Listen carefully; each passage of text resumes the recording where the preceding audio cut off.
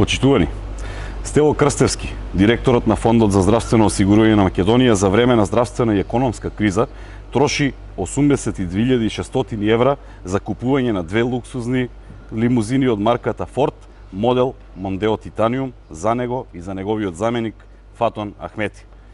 Народот собира донации за лекување преку СМС пораки, лекари носат пациенти на раце затоа што нема амбулантно возило, недостасуваат инсулин и клексан, а Крстевски од Фондот за здравство купува луксузни лимузини и ова се опишува со еден единствен збор одлепени од реалноста.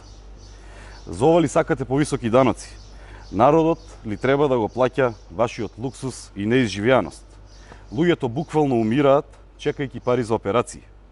За оваа клика на власта, од која дела и Крстевски, човечкиот живот очигледно не вреди 5 пари, но затоа вредат луксузните лимузини на кои не штедат ниту во време на криза.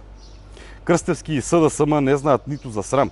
Да имаа срам, немаше воопшто да ги набава двете луксузни возила вредни 82.600 евра, за кои договорот за набавка го подпишале на 20 мај пред точно 6 дена. Сега, пред да биде предоцна, бараме Крстевски веднаш да го раскине договорот за набавка на двете луксузни возила, а парите да се пренасочат за набавка на две нови амбулантни возила. Сигурно има возила со кои може да се вози Крстевски и тие не мораат да бидат нови.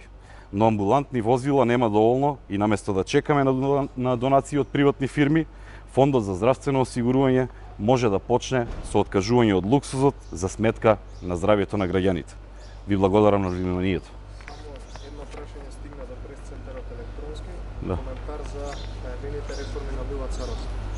ВМРО-ДПМН како партија има секогаш јасен и прецизен став во однос на ова прашање.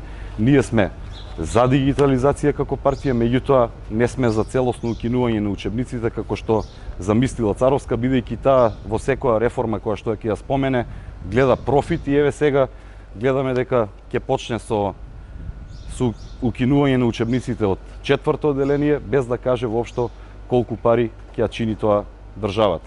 Понатаму предвидуваат продолжување со целосно укинување за сите одделенија кои што предпоставуваме дека ќе донесе многу голем трошок и за родителите, и за училиштата, и за државата.